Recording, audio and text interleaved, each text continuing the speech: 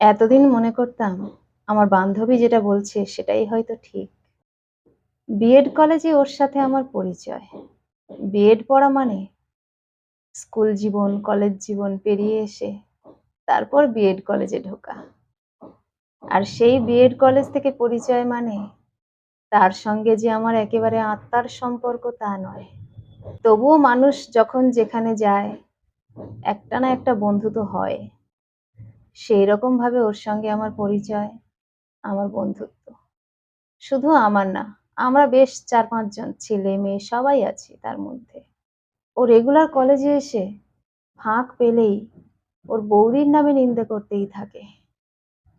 এতটা পরিমাণ নিন্দে যে শোনার পর যেকোনো মানুষের মনে হবে সত্যি এত খারাপ মানুষও হয়? বৌদিরা এত খারাপ হয়?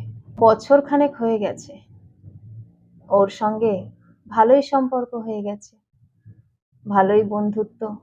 দিনের পর দিন ওর বৌদির নামে শুনতে শুনতে ওর বৌদির প্রতি একটা ঘৃণা জন্মালো আমাদের।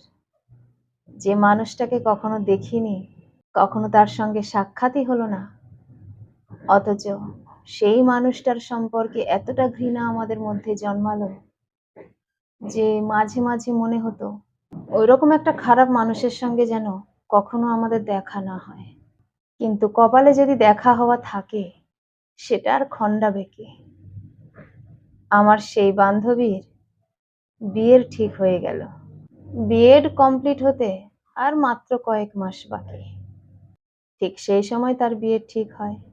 বিয়ে ঠিক হওয়ার পর যখন ও কলেজে এলো, তখন আমরাই ওকে জিজ্ঞেস করলাম, তোর বিয়েতে এত খরচ খরচা কে করবে? তুই তো বলিস যে তোর বাবা নাকি তেমন একটা মাইনে পায় না যে কাজ করে।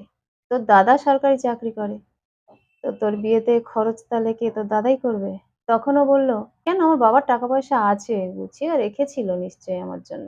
তারপর যেটুকু কম পড়বে দাদা আছে, দেবে। আমরা তখন বললাম, তোর বৌদি রাজি হবে দিতে? ও তখন বুক ঠুকে বলল, দাদাটা তো আমার, দেবে না মানে? আমার বৌদি কি বললো না বললো তাতে কিছু যায় আসে না। ওর এই কথা থেকে আমাদের মনে একটু সন্দেহ হয়েছিল। একজন স্ত্রী যদি না চায় পরিবারে কারোর জন্য কিছু করতে, তাহলে তার স্বামীর কোনো ক্ষমতা নেই যে স্ত্রীর কথার বাইরে গিয়ে অশান্তি করে পরিবারের সকলের জন্য কাজ করবে, টাকা পয়সা দেবে। কারণ এইটুকু অভিজ্ঞতা আমার হয়েছে, আজকালকার ছেলেরা বউদের কথাই বেশি শোনে। আর সেখানে ওর বৌদি যদি না চায়, তাহলে ওর দাদারও ক্ষমতা নেই যে ওর বিয়েতে খরচ করে। এমনকি এটাও আমি শুনেছি যে ওর বিএড এর খরচ ওর দাদাই দিয়েছে। তাই যদি হয়ে থাকে, তাহলে বৌদি এত খারাপ সেটা আমরা বিশ্বাস করি কি করে? আজ ১-১.৫ বছর ধরে ওর বৌদির নামে যা বলে এসেছে আমরা তো বিশ্বাস করে গেছি অন্ধের মতো। কিন্তু এতদিন আমাদের মনে এইটুকু প্রশ্ন জাগেনি যে লাখখানেক টাকা দিয়ে প্রাইভেট কলেজে কোনো দাদা তার বোনকে কি করে পড়াতে পারে, যদি বৌদি না রাজি থাকে।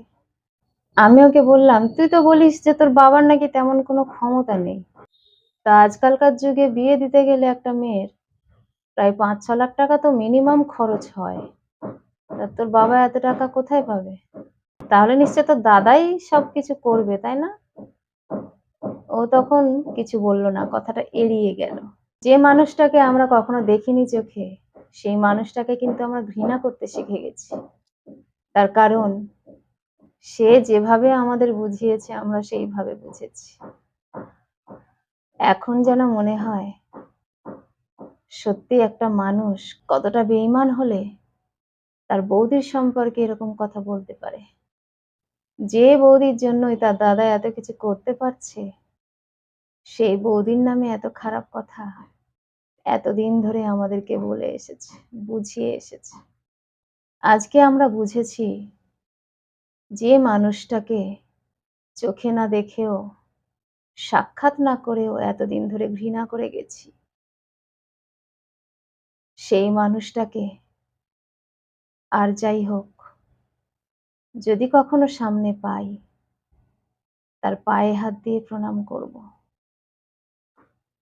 কারণ সেই মানুষটা যদি না থাকতো বা সেই মানুষটার যদি সম্মতি না থাকতো, তাহলে কখনোই আমার সেই বান্ধবী এত কিছু করতে পারত না।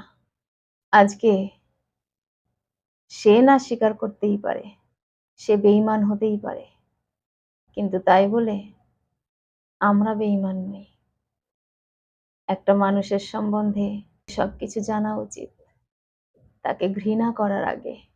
আজকে আমার মনে হয় কোনো মানুষের সম্পর্কে ভালো করে না জেনে, না বুঝে, শুধুমাত্র একজনের কাছ থেকে কিছু শোনার পর কোনো সিদ্ধান্তে আসা উচিত নয়।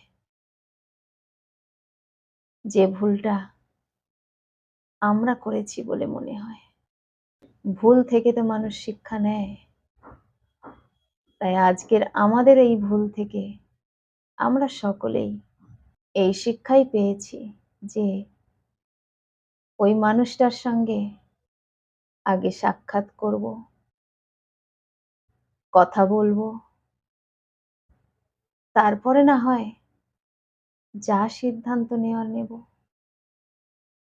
শুধুমাত্র তার কথা শুনে ওই মানুষটাকে ঘৃণা করাটা কখনোই উচিত নয়। কলমে ও কণ্ঠে, সোমা।